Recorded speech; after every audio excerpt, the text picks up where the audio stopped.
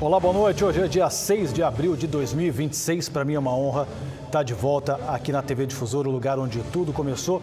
Por isso que eu agradeço você pela sua companhia, por estar aqui comigo mais uma vez, acompanhando toda essa trajetória. Sentimento de gratidão e responsabilidade para levar para você o que nós temos de melhor no jornalismo maranhense, com a melhor informação, com a checagem, a responsabilidade na notícia. Então, muito obrigado, seja muito bem-vindo. O Jornal da Difusora, segunda edição, está começando agora e a gente vai direto lá para fora para tentar falar com as nossas repórteres. Fernanda Rocha, Fabiana Herênio, boa noite, muito bom estar aqui com vocês. Vamos lá, o que nós vamos ter de informação hoje aqui no JD, segunda edição? Boa noite. Começando com a Fabiane aqui lá de Imperatriz. Vamos lá, Fabi. Olá, Giovanni, seja muito bem-vindo ao Jornal da Difusora, segunda edição, uma honra falar com você. E olha, hoje nós vamos falar do caso de um homem que foi preso, suspeito de ameaçar a ex-namorada. Além disso, ele atropelou e matou o cachorrinho de estimação da família dela. Daqui a pouco eu volto trazendo todos os detalhes. Obrigado, Fabiane. Agora, Fernanda Rocha, boa noite para você.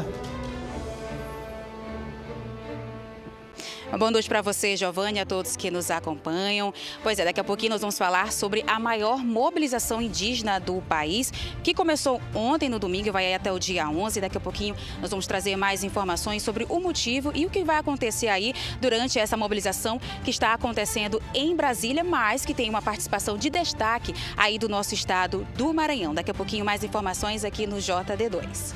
Fabiana, Fernanda, obrigado por antecipar para a gente esses assuntos. Daqui a pouquinho a gente volta a conversar, porque você vai ver agora o que vai ser destaque no JD, segunda edição de hoje. Tribunal Regional Eleitoral do Maranhão planeja um mutirão para atender eleitores que ainda não regularizaram o cadastro eleitoral. O prazo vai até o dia 6 de maio. A gente mostra para você como regularizar a situação. Começou a Semana Nacional de Saúde aqui no Maranhão. Você vai ver quais os serviços serão oferecidos na capital e em mais 2 cidades do estado. O JD segunda edição mostra ainda os gols da rodada no Campeonato Maranhense e a expectativa de alta no turismo na região dos Lençóis neste mês de abril, que está cheio de feriados.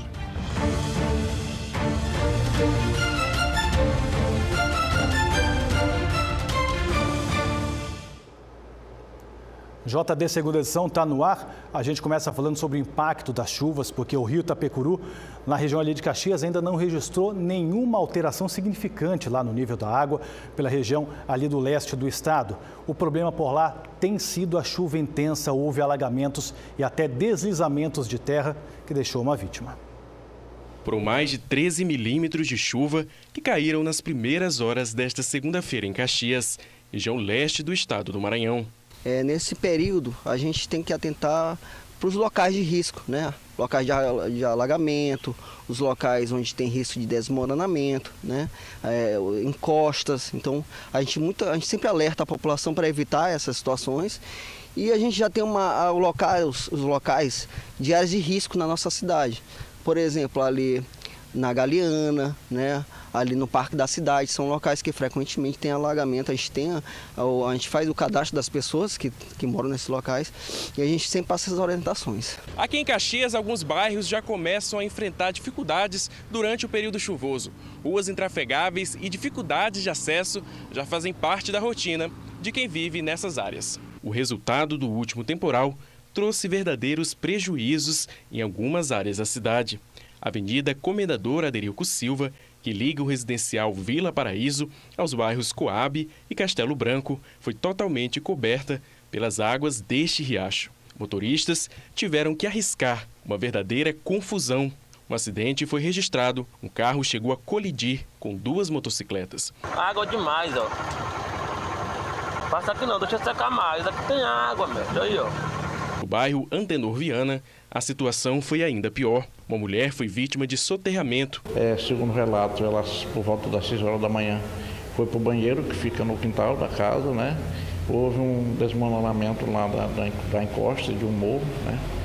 E ela, infelizmente, foi a óbito em consequência disso, certo? O nível do rio Itapecuru ainda permanece sem oferecer riscos às mais de 300 famílias catalogadas pela Defesa Civil. O Corpo de Bombeiros também segue alertando a população. A previsão é de chuva e trovoada pelos próximos dias. Alerta que a gente sabe que é importante porque, infelizmente, existe imprudência, ainda mais nas estradas. O pessoal vê aquela água cobrindo a pista, não sabe o perigo que está ali embaixo, né? Então, sempre a prudência é o melhor caminho. E olha só, mais de 200 famílias foram atingidas pela alta do nível do rio Mearim, na cidade de Pedreiras, que fica distante cerca de 200 quilômetros aqui de São Luís. Por isso eu chamo agora a Thalia Frazão, que vai trazer para a gente mais informações sobre essa situação lá na cidade de Pedreiras. Thalia, boa noite para você. Essa situação foi ocasionada porque o nível do rio ele subiu acima do normal, né? Boa noite. Exatamente isso, Giovanni. Boa noite a você e também a todos que nos acompanham. O nível do rio Mearim subiu e chegou a aproximadamente 6,56 metros, ultrapassando aí cerca de 90 centímetros, o nível considerado normal para esse período. De acordo com a Defesa Civil, pelo menos 2 bairros ali da cidade de Pedreiras acabaram ficando inundados pelas águas que estavam avançando em direção às casas. O órgão informou também que há uma expectativa para que esse nível dessa água ele diminua nos próximos dias, mas claro, tudo isso vai depender das chuvas naquela região.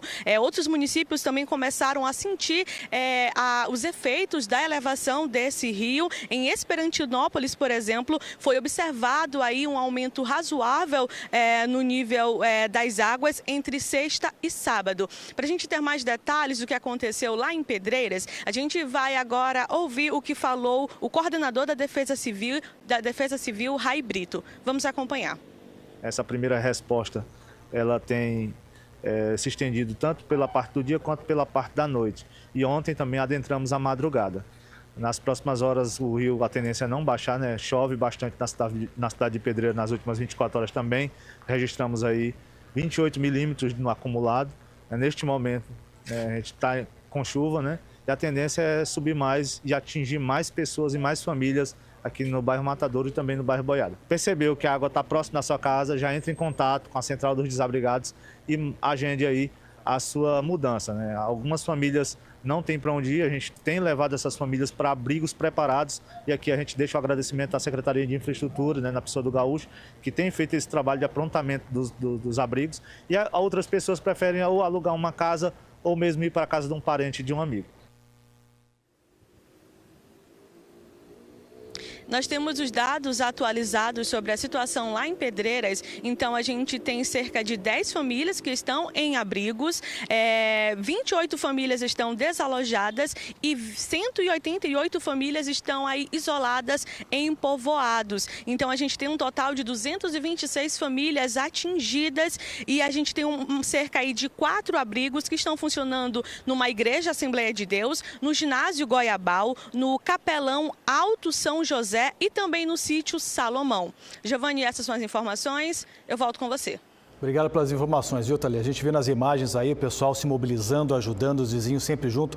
E a gente sabe, né, nessa hora tão difícil, como essa ajuda parceira que está sempre ali do lado é importante para quem teve a casa invadida pela água. Olha, fica uma situação muito complicada, mas é isso aí. Ajuda dos vizinhos, ajuda das pessoas próximas ali para conseguir vencer essa situação. Então vamos lá, vamos saber como é que vai ficar o tempo amanhã em algumas cidades aqui do Maranhão.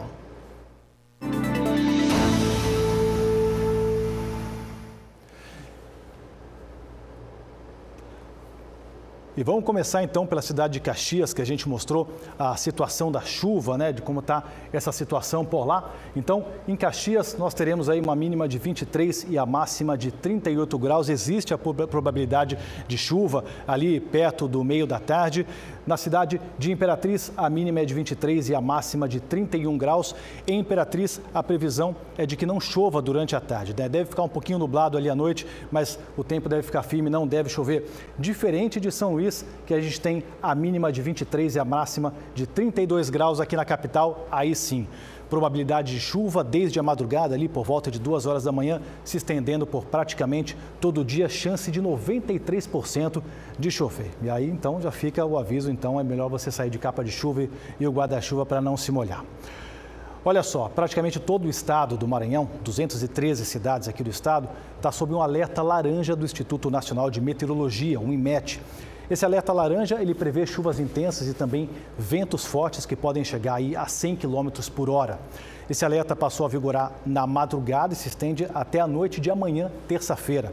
E aí a recomendação é não estacionar ou se abrigar debaixo de árvores, placas de propaganda e também torres de transmissão. Se for dentro de casa, se a rajada de vento aumentar, ficar muito forte, a indicação é sempre você desligar os aparelhos eletrônicos e, em casos mais urgentes, até mesmo o quadro de energia para evitar ali um curto-circuito. Caso aconteça alguma coisa, aí basta ligar para a Defesa Civil no número 199 ou então para o Corpo de Bombeiros no número 193. Um adolescente morreu depois de salvar 2 crianças que estavam se afogando num açude na zona rural da cidade de Balsas. O adolescente Jefferson Araújo de Oliveira, de apenas 13 anos, perdeu a vida após tentar salvar 2 crianças que estavam se afogando em um açude localizado em uma chácara da região.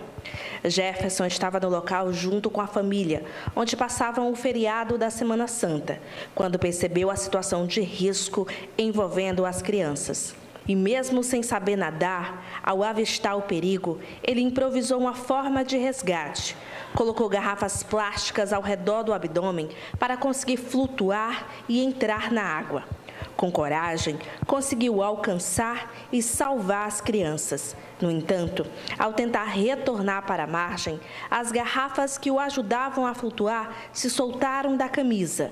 Sem conseguir nadar, o adolescente acabou se afogando. A Polícia Civil também se fez presente ao local para entender o que aconteceu ali naquele momento. Quando as forças de segurança chegaram, o rapaz já havia entrado em óbito. Aí agora a investigação também prosseguirá com o distrito competente para tentar identificar a causa desse afogamento. O caso aconteceu durante o período da Semana Santa, tornando o momento ainda mais marcante e doloroso. Jefferson será lembrado como um verdadeiro herói, que não hesitou em arriscar a própria vida para salvar outras. As cidades de São Luís, Barra do Corda e Imperatriz vão receber até a sexta-feira ações da Semana Nacional de Saúde. Serão oferecidos atendimentos gratuitos, atividades educativas e também ações voltadas à resolução de demandas na área de saúde. A abertura foi realizada hoje no Tribunal de Justiça aqui da capital. As ações da segunda Semana Nacional de Saúde, promovida pelo Comitê de Saúde do Tribunal de Justiça do Estado do Maranhão, ocorrem até o próximo dia 10. Possibilitando o acesso da população aos mais diversos serviços relativos à saúde pública. Para garantir um número maior de atendimentos, as atividades são descentralizadas, acontecendo em São Luís e em outras cidades do estado. Os serviços acontecerão lá na Praça Deodoro, né? Lá está o nosso ônibus do Sejusc da Saúde. Serão realizadas as audiências de conciliação de forma híbrida, né? De onde as partes estiverem, elas podem acessar as salas de audiências de forma virtual. Além do ônibus do Sejusc da Saúde, onde serão realizados esses mutirões de conciliação, temos também vários serviços que são ofertados para atender as demandas de saúde, consultas gratuitas, realização de exames, oferecimento também de campanhas de conscientização, para que essa população possa ter um acesso mais rápido, né, às demandas de saúde. Na abertura da Semana Nacional de Saúde, que ocorreu na sede do Poder Judiciário do Maranhão, este juiz do Ceará foi convidado para proferir uma palestra sobre um tema de extrema relevância: as novas diretrizes que garantem o fornecimento de medicamentos pelo Sistema Único de Saúde, o SUS. A gente sai de um parâmetro em que era concedido tudo a todos, né, em que os juízes se baseavam apenas basicamente na prescrição médica do médico assistente, e hoje a gente tem requisitos mais rígidos para concessão, porque o sistema não conseguiria suportar medicações que custam para um tratamento anual de 20, 30 milhões, e o Sistema Único de Saúde é um sistema universal e que tem que contemplar todos. Então a gente tem que pensar o sistema coletivo de saúde pela coletividade, não no individual. A regra é fornecimento de medicamentos apenas que estão nas listas do SUS, né, que estão na lista de dispensação do SUS. Medicamentos que não estão na lista de dispensação do SUS têm que passar por um rígido controle com parâmetros criados pelo Supremo Tribunal Federal. Na capital, as ações de saúde ocorrem no Sesc Deodoro, na região central. Entre os vários serviços, estão sendo realizados testes para identificar ISTs, orientações bucais e nutricionais, aplicação de vacinas, atendimento clínico e também de outras especialidades médicas. Dona Viviane aproveitou para fazer um check-up. Sim, está bem acessível, porque a gente tem que saber da nossa saúde todos os dias, né? Porque se a gente não ficar atualizado, como é que a gente vai saber o que a gente tem e o que não tem? O seu Antônio também passou por todos os atendimentos. Aproveitou a segunda-feira para atualizar os exames e saber como anda a saúde. A gente faz check-up porque nesse país, para se fazer um check-up é difícil demais e muito caro. Quando a gente encontra uma oportunidade dessa, onde as pessoas vêm esclarecer alguma coisa, a gente aproveita para fazer. 6 horas e 45 minutos, você vai ver agora que indígenas de todo o país estão reunidos em Brasília para a realização do acampamento Terra Livre 2026. Esse evento reforça a necessidade de políticas públicas que garantam os direitos de comunidades tradicionais. E aí, entre essas pautas, está a luta pela demarcação de terras e também a diminuição desses conflitos agrários. Por isso eu falo agora com a Fernanda Rocha, porque o Maranhão está sendo representado por uma caravana grande que está em busca desse diálogo lá em Brasília, né, Fernanda? Boa noite. Isso mesmo, Giovani, uma boa noite novamente a você e a todos que nos acompanham. Como você falou, o Maranhão ganha destaque aí nesse evento, isso porque delegações de diversas etnias, assim como os povos Guajajara da terra indígena Morro Branco, saíram de Grajaú, percorreram aí 1.400 quilômetros até Brasília para reforçar a mobilização. Entre as principais pautas levadas pelos povos indígenas maranhenses está a demarcação, a homologação e também a ampliação de terras indígenas no estado.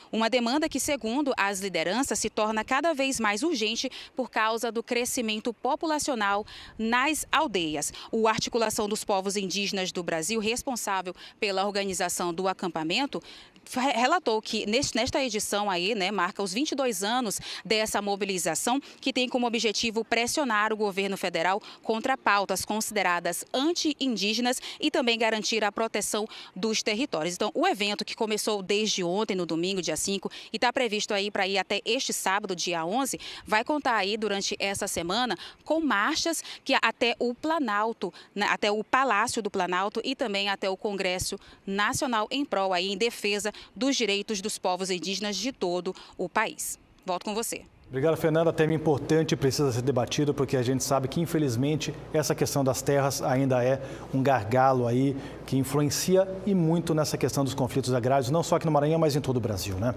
Muito obrigado. E olha só, um adolescente de 16 anos foi apreendido suspeito de envolvimento na morte de um servidor público lá na cidade de Grajaú. A gente vai agora chamar o Bial Mendes, que tem mais detalhes desse caso, né, Bial? A polícia está adiantando essas investigações, a gente já tem algumas informações para passar para o pessoal, né? Boa noite para você.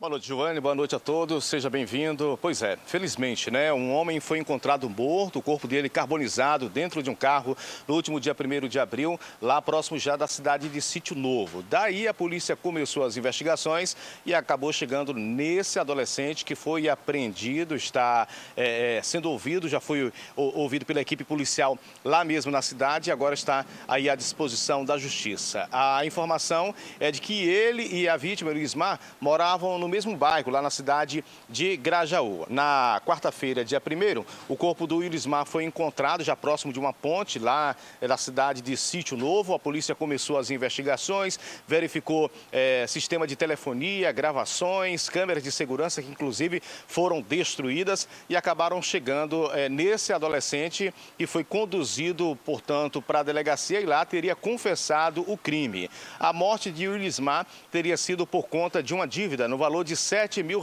O adolescente acabou apontando a um outro homem de 20 anos como quem também participou do crime. O homem foi ouvido também pela polícia, mas a polícia adianta de que o adolescente confessou o crime e que a morte do seu Elismar teria sido por conta dessa dívida no valor de R$7 mil. As investigações continuam porque a polícia acredita que mais gente tenham participado desse crime lá na cidade de Grajaú. O adolescente e o homem de 20 anos, os dois estão à disposição da justiça. Volto com você. Obrigado, Bial, pelas informações. Caso absurdo, a gente espera que a polícia consiga identificar todos esses suspeitos. Obrigado pelas informações. E olha só, um homem foi preso em Imperatriz por tentativa de feminicídio. Eu falo agora com a Fabiane Herênio, que chega direto lá de Imperatriz com mais informações para a gente sobre esse caso, porque além da tentativa de feminicídio, ele também responde por maus tratos contra animais. Ele pode responder por esse crime, que a gente tem imagens absurdas desse caso, né, Fabiane? Boa noite. É isso, Giovani. Boa noite para você, boa noite a todos. Esse caso aconteceu no dia 22 de fevereiro, no bairro Nova Imperatriz, chocou moradores. Esse homem não aceitava o fim do relacionamento rápido que ele teve com a ex-namorada, cerca de 2 meses. E ela chegava de uma festa em casa com amigos, na companhia do atual namorado. Ele tentou atropelá-la e aí, não conseguindo, a cachorrinha de estimação da família ia atravessando a rua e ele atropelou o animalzinho, de acordo com as investigações, de forma proposital.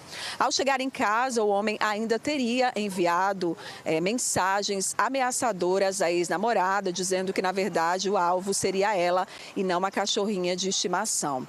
As investigações, elas seguiram. O homem foi localizado neste fim de semana em Axixá do Tocantins, a cerca de 44 quilômetros aqui de Imperatriz, e a prisão preventiva dele, então, foi realizada pela Polícia Civil com apoio da Delegacia da Mulher. E esse homem, então, vai responder pelos crimes de maus tratos a animais e também de ameaças, todos nesse contexto de violência doméstica. Ele foi encaminhado para uma unidade prisional e agora está à disposição da Justiça. Essa mulher, ela tinha registrado um boletim de ocorrência contra ele. De acordo com ela, foi um relacionamento bem conturbado, com várias ameaças. Então, o homem agora está preso. Giovani.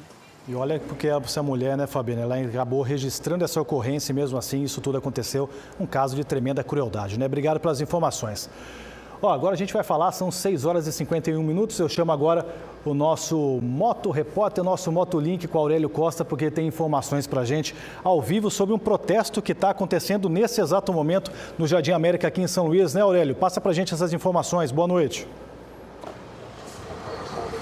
Vamos lá, boa noite, Pinucci, boa noite a você que acompanha o JD2. Realmente estou aqui na avenida principal do Jardim América, manifestação, estou aqui com o pessoal, eles estão manifestando, estão reivindicando principalmente segurança e inclusive eu estou aqui com o Bruno Galeno, ele vai falar para a gente um pouco qual é a reivindicação aqui do pessoal que está aqui fazendo essa manifestação que começou aqui no fim da tarde dessa segunda-feira, ok? Boa noite, Bruno. Boa noite. Boa noite. A nossa reivindicação, parte do princípio da violência que está ocorrendo no nosso bairro Jardim América, Santa Efigênia, Cidade Operária, Cidade Olímpica, Janaína, Riode. A gente veio reivindicar os nossos direitos de pelo menos de ir e vir, certo? Aqui a gente está com a mãe do Leandro, a mãe do Jonathan, a mãe do Felipe, que inclusive é minha mãe também. E a mãe, Jonathan, Felipe, a gente se encontra aqui com 4 mães, que hoje sofrem a dor da perda de um filho. E a gente quer perguntar para o Estado, quando que a gente vai ter uma resposta do Estado? O Estado até quando vai morrer inocente? Pois é, ele estava me contando aqui, Spinucci, que nesse último sábado o irmão dele, ele é irmão de uma das pessoas, que faleceu devido à violência. Então, é isso que eles estão reivindicando aqui nessa região aqui. Aqui é a avenida principal do Jardim América. Ela está completamente fechada, bombeiros está por aqui, polícia militar também está aqui, SMTT tentando controlar. E é isso que eles querem. Querem justiça devido à falta de segurança aqui do bairro do Jardim América. Mais alguma coisa, Bruno, pode falar pra gente? Segurança do Jardim América. Hoje a gente tem o pior governo em questão de segurança pública é esse que está aí hoje. O pior governo em questão de segurança pública. Ok. Então, o que a gente pode falar para vocês? Quem é responsável por essa situação, é isso que eles estão reivindicando, para que ele olhe um pouco o pessoal aqui do Jardim América, devido a essa grande violência, Inclusive, ele é o irmão de um deles e é isso que eles estão reivindicando, principalmente pela justiça. É isso, eu volto com vocês, Pinucci. Valeu, Aurélio, obrigado pelas informações. A gente viu aí que o Corpo de Bombeiros, a Polícia Militar já está presente para fazer essa mediação, conversar com a população, tentar desobstruir a rua também, é importante que a cidade possa viver normalmente, As pessoas possam também ter o seu direito de ir e vir. E fica aqui o nosso espaço para a Secretaria de Segurança Pública do Estado, se quiser se manifestar sobre essa situação. JD2 vai até às 7h30 da noite, então a gente pode estar aí aguardando um posicionamento sobre essa manifestação lá no Jardim América. E olha só, o Jornal da Difusora agora fala sobre futebol, porque o fim de semana foi de estreia dos times maranhenses na Série C e D do Campeonato Brasileiro. No estádio Nhozinho Santos, em São Luís, o Motoclube empatou com o Parnaíba no primeiro jogo da Série D. Os visitantes marcaram primeiro, com Hamilton na cobrança do escanteio. O empate veio no fim do segundo tempo com o Jojó. O Sampaio também estreou na competição com empate. A Bolívia Querida não saiu do 0-0 contra o Iguatu. Empate também na partida entre Iape e Maracanã. Vinícius Canindé e Soares marcaram para o Maracanã. Matheus Rubens e Micael Oliveira fizeram os gols do Canário. Pela Série C do Brasileiro, o MAC ficou no empate em 1-1 contra o Guarani. Os donos da casa saíram na frente no estádio Castelão com Rosivan. Mas nos acréscimos, Ebert aproveitou o rebote do goleiro na cobrança de pênalti e deixou tudo igual. Os times maranhenses voltam a campo no próximo final de semana. E daqui a pouco, 3 pessoas morrem após serem atingidas por um carro desgovernado na cidade de Balsas. E você vai ver também o turismo nos Lençóis Maranhenses cresce fora da alta temporada. São agora 6h55. Daqui a pouquinho, o JD2 está de volta com mais informações. Eu aguardo você.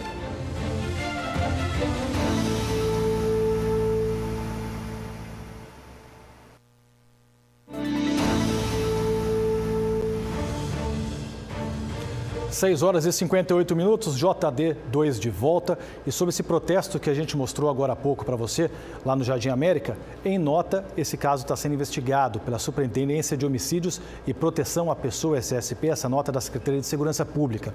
Até o momento, os suspeitos não foram identificados e não há ainda informações sobre a motivação do crime. A gente segue acompanhando esse caso para prestar todo esclarecimento a essa situação que você viu agora há pouco. A Polícia Rodoviária Federal divulgou o balanço final da Operação Semana Santa aqui no Maranhão. A ação foi realizada entre os dias 31 de março e 5 de abril. Durante estes dias foram registrados 19 acidentes e 2 mortes. Mais de 3.000 veículos foram fiscalizados, com 4.300 pessoas abordadas. 46 pessoas foram presas na operação. Mesmo com os números, a PRF diz que não houve aumento nos acidentes em relação à operação realizada no mesmo período do ano passado. Por incrível que pareça, em termos de acidentes, não houve mudança. Na Operação Semana Santa de 2025, também tivemos 7 acidentes, sendo que foram mais mortes. E sempre que há acidentes com óbitos, se dá em razão de ultrapassagem indevida. A colisão frontal é muito violenta, tem um choque das duas forças.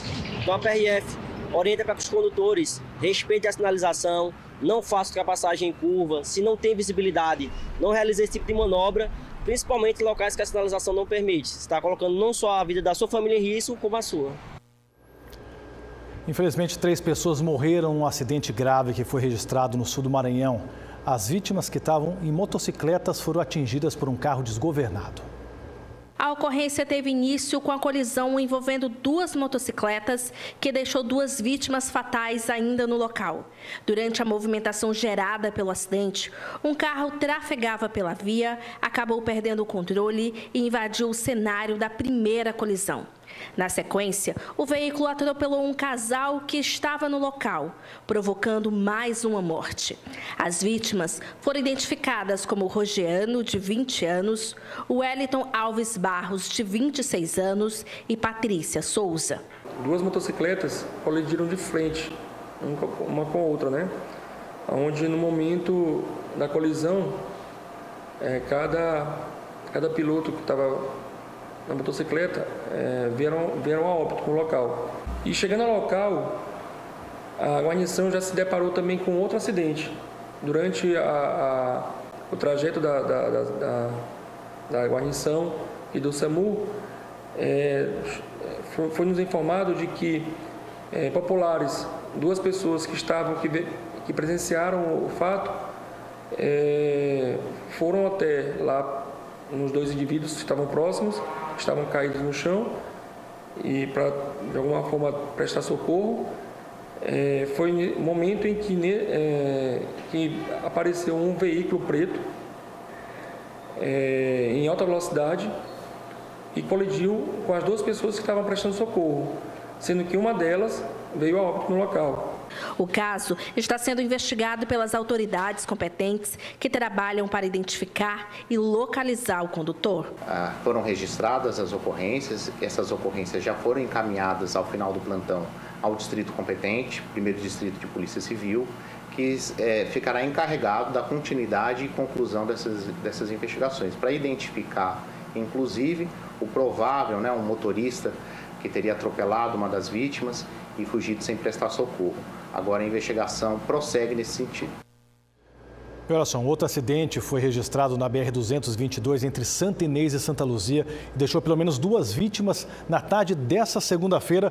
Com mais informações, eu vou voltar a chamar o Bial Mendes, que traz para a gente os detalhes, né, Bial? Pois não, é verdade. A equipe do Corpo de Bombeiros continua trabalhando lá no local desse acidente. A informação é de que um ônibus colidiu com 2 carros de passeio. O motorista do ônibus perdeu o controle do veículo, saiu da pista e acabou caindo em um açude, ficou submerso. A equipe trabalha desde cedo nesse resgate. Imagens foram compartilhadas nas redes sociais. E agora há pouco a informação que chegou para a nossa produção que a pista foi liberada parcialmente. O fluxo em uma da pista, né, foi liberado exatamente para que o trânsito volte ao normal. 2 mortos confirmados, infelizmente. O Corpo de Bombeiros trabalha agora finalizando as buscas e deve divulgar logo mais o número de pessoas que foram socorridas, levadas lá para hospitais daquela região. Acidente já agora no finalzinho da tarde entre Santa Inês e Santa Luzia, envolvendo um ônibus e 2 carros de passeio. As causas do acidente estão sendo investigadas também e um relatório deve ser divulgado ainda hoje. Eu volto com você. Obrigado, Bial, pelas informações mais uma vez. E olha só, os Lençóis Maranhenses seguem atraindo turistas de todo o país. Só em fevereiro, os municípios de Barreirinhas e Santo Amaro registraram mais de 15 mil visitantes, um aumento de mais de 3.700 pessoas em relação ao mesmo período do ano passado. Os Lençóis Maranhenses continuam entre os destinos mais procurados do país. Dados divulgados recentemente revelam que, mesmo fora da alta temporada, o número de visitantes cresceu em 2026. Quando os Lençóis Maranhenses se torna patrimônio mundial natural, ele se torna reconhecido pelo mundo. Então, o mundo inteiro quem quer conhecer os lençóis, 155 mil hectares de dunas, de areias brancas, com lagoas azuis e de águas doces, isso não existe no mundo. Então, em função disso, a procura pelos Lençóis Maranhenses tem crescido, pela promoção, pela divulgação e pelo título de patrimônio. Só no mês de fevereiro deste ano, os municípios de Barreirinhas e Santo Amaro registraram cerca de 15.511 visitantes, um crescimento em relação ao mesmo período do ano passado, que registrou 11.770, um aumento de 3.741 turistas no ano de 2026. Barreirinhas passou de 7.251 para 9.200 visitantes. Já Santo Amaro saiu de 4.519 para 6.311 no mesmo período. Esse movimento positivo já vinha sendo observado desde a Semana Santa, com alta na ocupação da rede hoteleira. A gente tem visto muitas páginas especializadas em turismo colocando os Lençóis Maranhenses em evidência, vários influencers da área de viagens também falando de uma forma muito mais forte dos Lençóis Maranhenses, e a gente tem sentido essa procura cada vez mais aumentando. Recentemente tivemos com um grupo de mais de 40 colombianos, alemães, italianos nos Lençóis Maranhenses. Temos tido procura de pessoas da Holanda e em breve estaremos também fazendo promoções aí na Alemanha, na Estônia, na Itália, assim, rodando a Europa, levando os Lençóis Maranhenses, São Luís e os Lençóis Maranhenses principalmente, né, que é um atrativo muito grande para trazer mais turistas para cá. A expectativa agora é para os próximos feriados, como o de Tiradentes no dia 21 de abril e o Dia do Trabalhador no dia 1º de maio, que caem perto do fim de semana.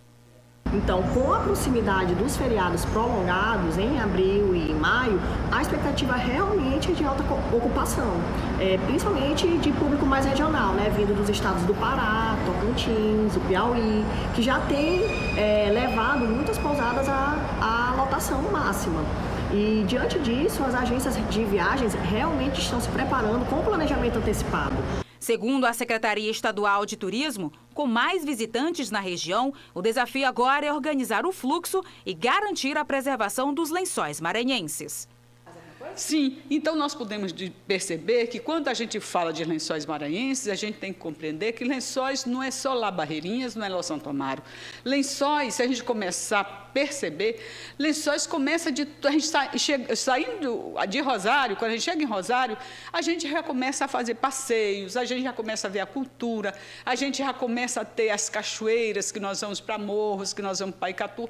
Então, nós temos aquela região toda, são regiões com muitos passeios, com muitas águas, com muitas cachoeiras, e que chegamos até Tutóia. Então, a gente tem um amplo corredor, que esse corredor pode ser desenvolvido para o turismo e não uma concentração apenas em Barreirinhas e Santo Amaro. E esse trabalho está sendo pensado, discutido, e esperamos que a gente operacionalize brevemente e que esse ordenamento seja feito nos Lençóis Maranhenses. Para isso que a gente tem mais do que a responsabilidade também de cuidar, né?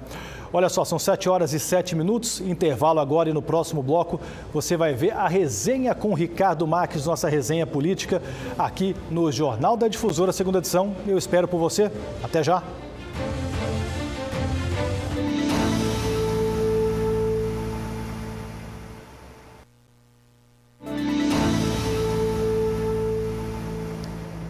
Sete horas e 10 minutos, o Jornal da Difusora está de volta para te mostrar que o prazo para tirar o título de eleitor e também atualizar o cadastro segue aberto aqui no Maranhão até o dia 6 de maio. Este ano, a Annelise estreia como eleitora.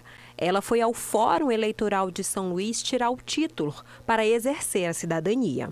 Para mim, é de expressar o meu direito, né, de as minhas opiniões na sociedade que a gente vive hoje, ainda mais que é minha primeira vez votando. O prazo para emitir o documento segue aberto até o dia 6 de maio. A data não vale só para quem vai tirar o título pela primeira vez. Ele também serve para quem precisa regularizar a situação ou atualizar os dados junto à Justiça Eleitoral. A transferência, alteração de dados, coleta biométrica, pagamentos de multa, enfim. E a gente está fazendo esse alerta para a população, para que não deixe para aqueles últimos dias, né? Que a gente sabe que aí você tem uma longa espera, uma fila. Então, a gente está alertando a população hoje, 30 dias, exatamente 30 dias do fechamento do cadastro. Como parte da atualização cadastral está a biometria facial, que ajuda na identificação de cada eleitor e dá mais credibilidade ao processo eleitoral. No Maranhão, mais de 5 milhões de pessoas estão aptas a votar. Desse total, 278.964 ainda precisam realizar esse cadastramento, o que equivale a 5,49% do eleitorado.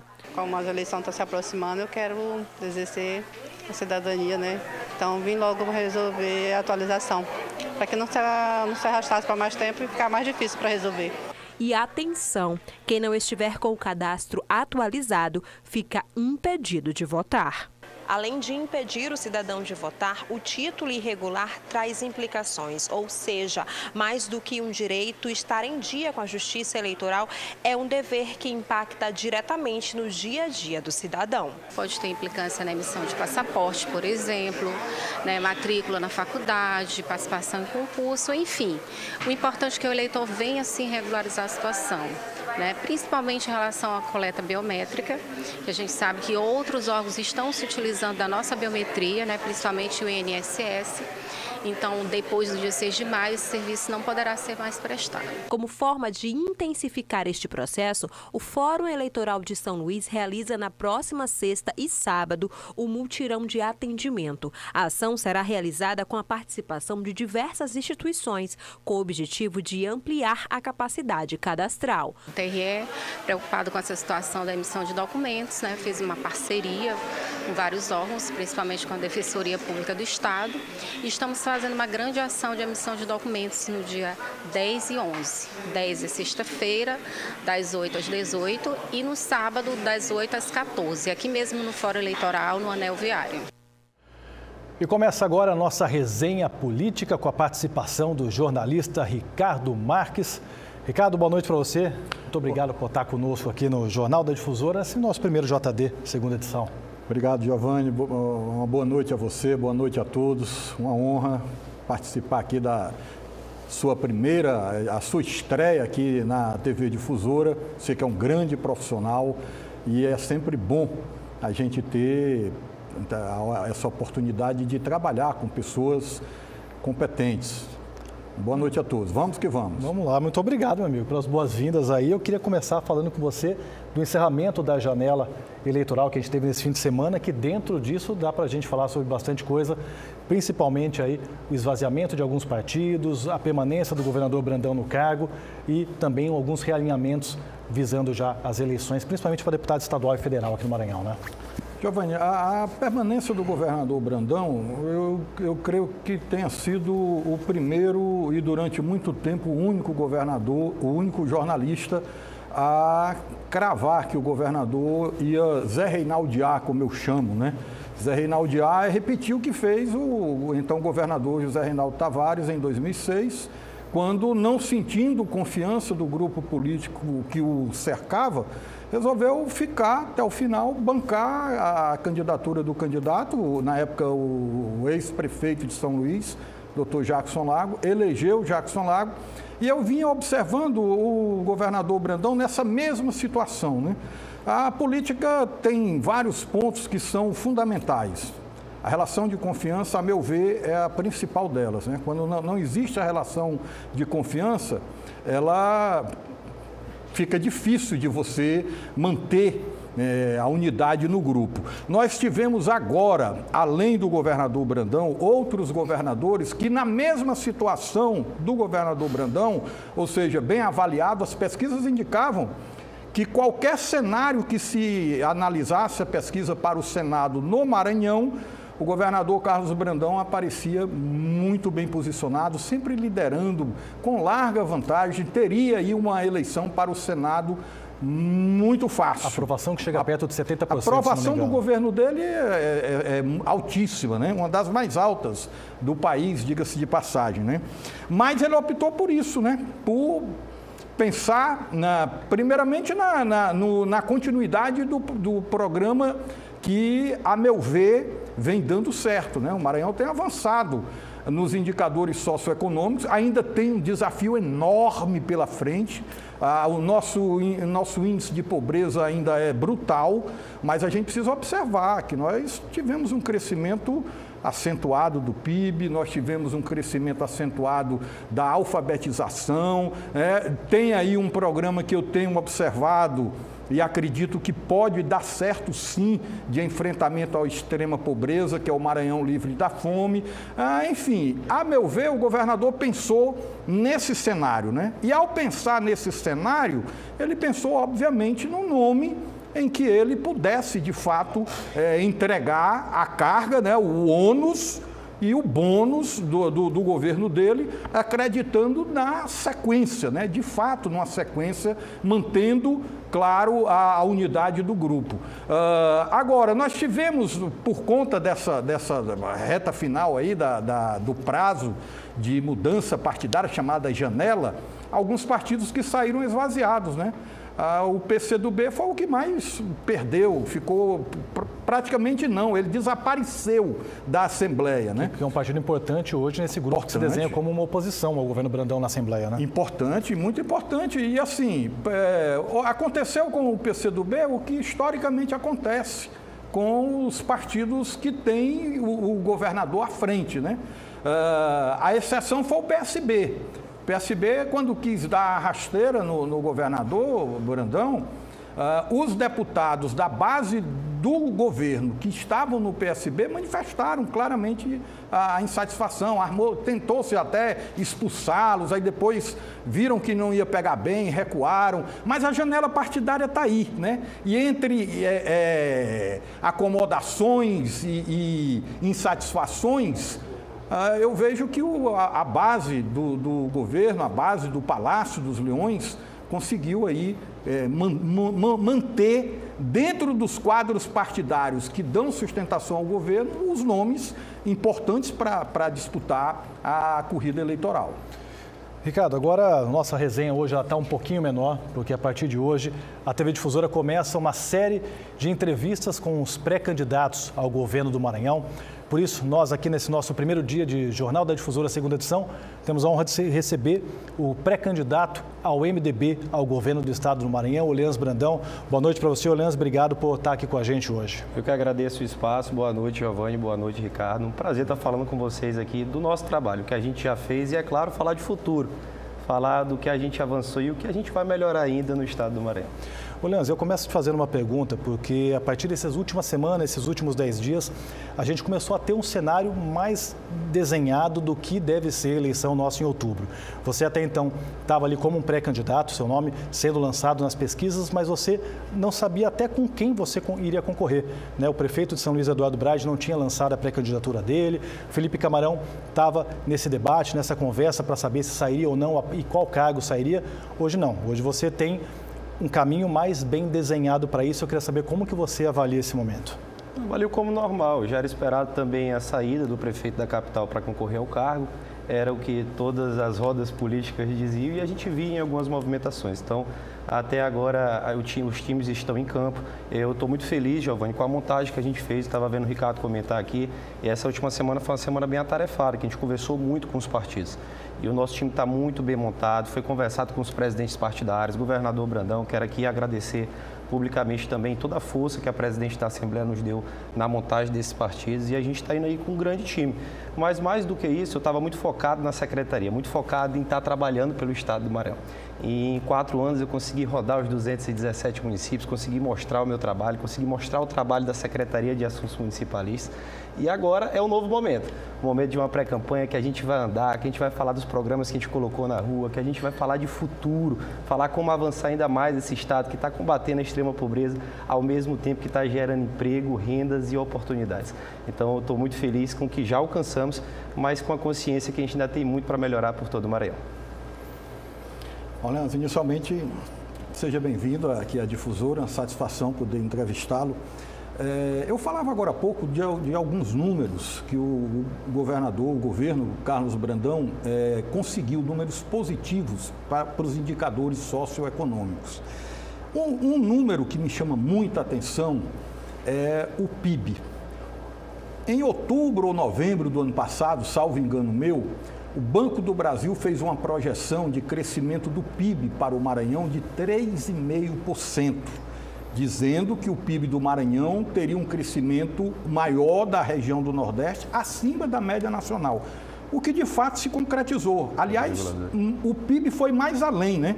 O PIB do Maranhão cresceu 4%, ficou acima da expectativa já otimista do Banco do Brasil. Contudo, paralelo a esse desempenho de crescimento do PIB, nós ainda temos uma faixa bastante expressiva da população vivendo na extrema pobreza. Como superar isso, como conciliar, como fazer com que esse desempenho do PIB chegue às famílias mais carentes do Maranhão?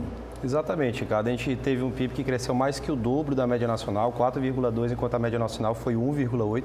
Mas o Maranhão já está avançando muito no combate à extrema pobreza. A gente sabe que é um estado muito carente, é por isso que o governo do estado focou muito também em políticas públicas, como o restaurante popular. Nos últimos 4 anos, a gente mais do que dobrou o número de restaurantes. Fizemos também o maior programa de transferência de renda da história do Maranhão, e esse eu tenho muito orgulho, porque saiu lá da minha secretaria, junto com o secretário Alberto Barros, secretário da CEMAG, junto com o secretário Paulo Casete, desenvolveu o programa Maranhão Livre da Fome, e sobre a liderança do governador Brandão, rodei mais de 130 municípios entregando esse cartão.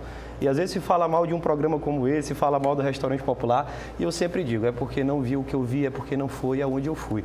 Tive muitas histórias, conversei com muita gente que não tinha condição de dar comida para o seu filho à noite, e através desse programa social, ela ia conseguir colocar comida dentro de casa. Mas, além de a gente estar entregando o peixe, a gente também está ensinando a pescar. O programa está atrelado à capacitação, a gente está colocando a capacitação na rua. Então, o Maranhão está aumentando o PIB, mas, ao mesmo tempo, também a gente está cuidando dos nossos irmãos que estão precisando dessa ajuda.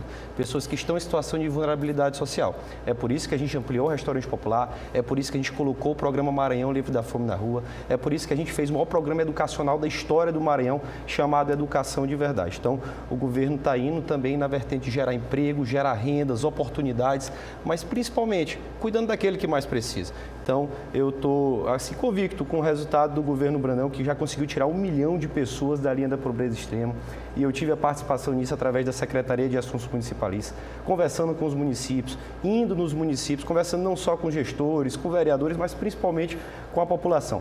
Fiz questão de conhecer histórias, fiz questão de entender o nosso estado, não esperei ano eleitoral para atravessar o Estreito dos Mosquitos. Andei em cada município maranhense e tenho muito orgulho de dizer que através da minha articulação, através dos nossos diálogos, temos obras nos 217 municípios e nunca se fez tanto em tão pouco tempo. Mas sei que a gente ainda vai fazer muito mais. Leandro, a gente estava falando agora há pouco aqui com o Ricardo na resenha sobre o fim dessa janela eleitoral, como essa janela vai redesenhar algumas situações relacionadas a candidatos, relacionadas a partidos, e isso pode influenciar na montagem da sua chapa, que tem você como uma figura central.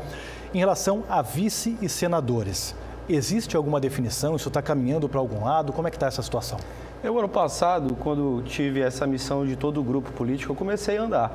Primeiro, comecei a andar dos municípios e disse, vamos ver qual é a viabilidade política também dessa missão. O grupo chegou e disse, olha, tem que ser teu nome, a gente está tendo algumas divergências políticas e o nome que a gente encontrou foi o teu.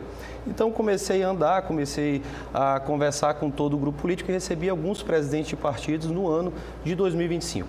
E quando recebi esses presidentes, a gente, é lógico, tem que ter algumas alianças políticas que já são históricas, no caso do União Progressista, que nós fizemos um acordo para a chapa majoritária, que o União Progressista iria compor essa chapa majoritária, e também de outros grupos, como é o caso do PDT, o senador Everton também, que entrou nesse projeto de cabeça, que ajudou o Maranhão desde o primeiro momento, desde que acabou a eleição, ligou para o governador Brandão, se colocou à disposição como senador da República e tem nos ajudado, tem ajudado o estado do Maranhão, tem feito o seu trabalho e hoje ele compõe o nosso time. Então a gente tem alguns acordos firmados com a União Progressista e com o PDT com o nome do senador Everton. Lógico, a gente ainda vai discutir essa outra vaga da chapa majoritária, mas tudo se caminha para esses dois nomes, para a gente estar caminhando junto aí e mostrar o que a gente já fez pelo estado do Maranhão e, é claro, nossas propostas, como é que a gente ainda vai avançar mais pelo estado. Então, de compromisso firmado, teve esses compromissos com a classe política, mas eu repito, Giovanni, antes de eu tomar essa decisão, eu analisei bem essa pré-candidatura.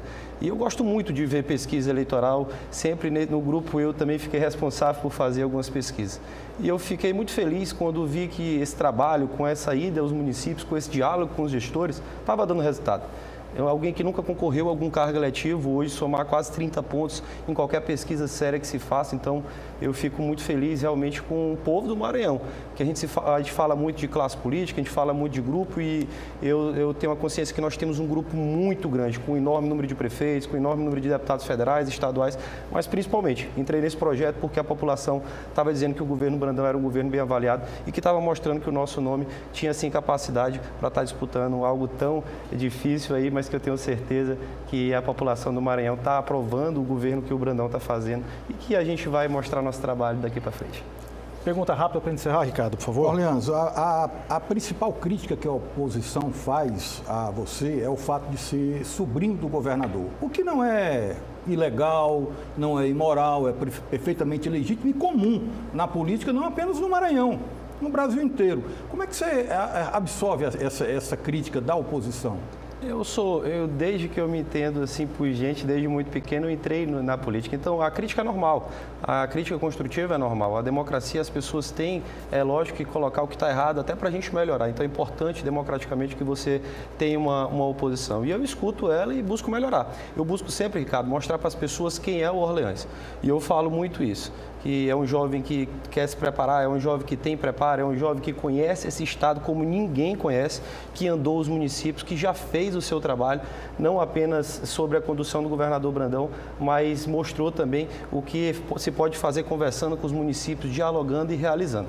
Através da minha condução, a gente fez o maior programa social da história do Maranhão, Maranhão Livre da Fome. Através da minha condução, a gente fez obras históricas aqui no estado, uma grande parceria, que eu quero destacar a parceria do governo do estado com o presidente Luiz Inácio Lula da Silva, na litorânea, que a gente está dobrando a extensão em apenas 4 anos, e também na Avenida Metropolitana. Ok, Leandro, infelizmente nosso tempo não foi o bastante aí, daria para ter muito assunto. Obrigado pela participação. Ricardo, mais uma vez, muito obrigado pela acolhida. Obrigado, Orlando. Obrigado. Jornal da Difusora, a segunda edição, fica por aqui. Obrigado pela sua audiência, pela sua companhia. A gente volta amanhã a partir das 6h30. Eu espero você fica agora aí com imagens da Avenida Beira-Mar aqui em São Luís, nesse início de noite, início de semana, segunda-feira aqui na capital.